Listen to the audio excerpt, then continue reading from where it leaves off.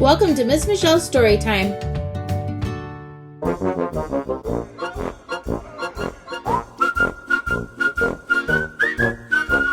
Happy Hanukkah.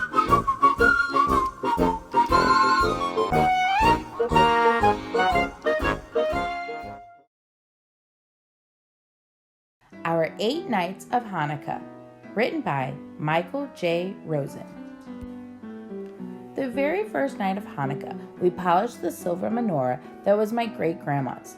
She brought it from Russia maybe 100 years ago. It's the oldest thing in the house, I think. We all say the prayers together as we light the shimash.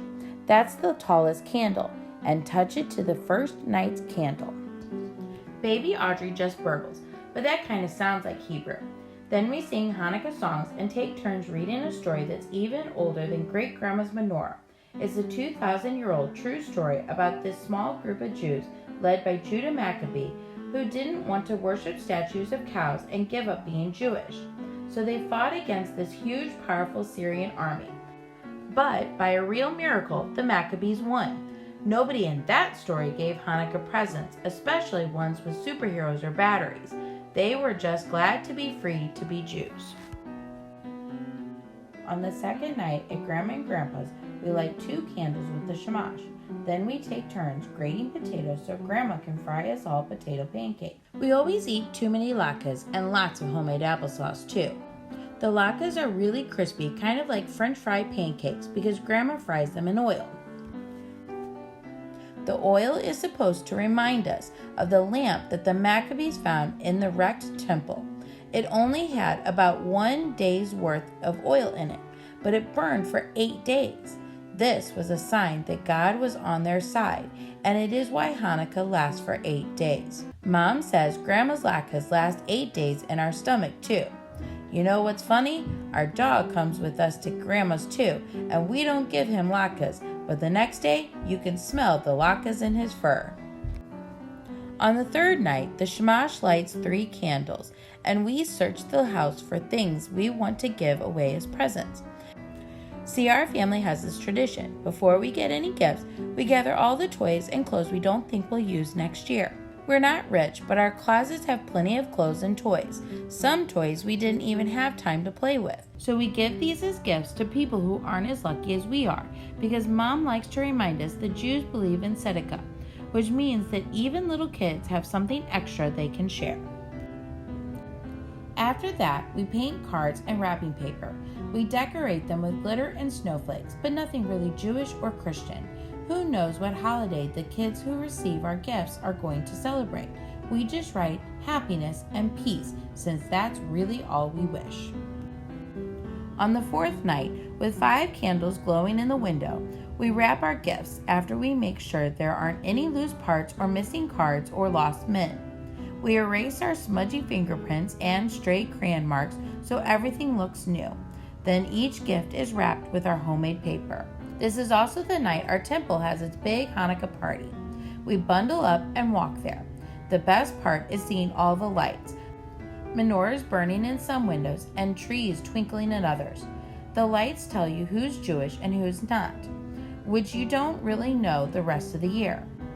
When I said that to my dad, he said, well, Hanukkah is a chance to be proud of your religion. All the kids from religious school come with their families. We have cookies shaped in the Star of David, and there's cider and coffee, Israeli dancing, and a play about the Maccabees with aluminum foil swords. The preschoolers always dress up as singing dreidels and spin around. I did when I was little, and it made me dizzy. On the 5th night, we have our big family dinner with Grandma and Grandpa and maybe some other relatives. I think all the Jewish holidays are about getting together with your family. Friends from my regular school who don't really know about Hanukkah come too. On that night, we say the candle lighting prayers in Hebrew and English. For dessert, Dad gives everyone a net bag with chocolate coins wrapped in gold foil, and then Grandpa says he can beat anyone at a game of dreidel. It's not a very hard game. It's just a spinning top with 4 Hebrew letters, Nun, Gimel, Hey, and Shin, 1 on each side. The Hebrew letters stand for Nes Gadol Hayah Sham, Grandpa translated it for anyone who can't speak Hebrew, and mine isn't so good. It means a great miracle happened there. 2,000 years ago. Everybody probably spoke Hebrew really well back then. At the end of the game, which is mostly laughing because we keep eating our winnings, Grandpa gives all of us kids Hanukkah geld, real silver dollars, to save for college. The 6th night after we light the menorah, we drive our gifts to a shelter. The people there know kids who don't even have houses. Last year, we sent our presents to our neighbors' cousins. They lost almost everything in a gigantic flood, even their dog, although they found him 1 month later. Later, we shop for family presents. Mom and Dad take baby Audrey, but we older kids go with Grandma and Grandpa. They make weird suggestions about what to get our parents, like kitchen towels or trivets.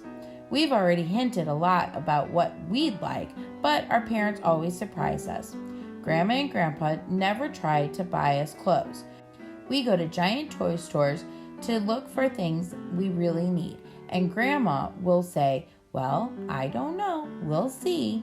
But then Grandpa says he's going to find the restroom and sneaks back to buy just what we wanted. Each year on the 7th night, we light our menorah at our very best of all friends' house. They celebrate Christmas, but they like Mom's latkes almost as much as I do, so we bring over a giant platter of them. After dinner, they surprise us with Hanukkah presents, and we help them trim their tree with cranberries and tinsel and all the ornaments their 2 cats haven't broken. When their tree is finished, the room is lit with only our menorah's flames and the strands of Christmas lights.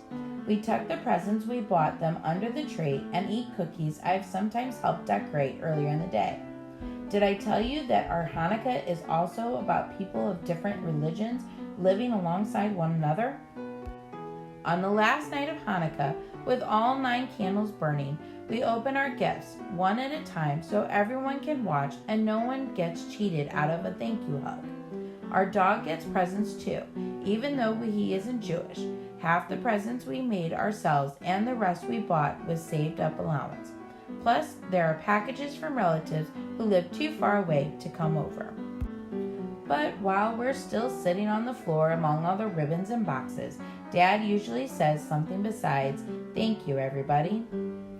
He always says something like, "Aren't we lucky to be able to celebrate our holiday with everyone in our family in this safe place? It's a miracle."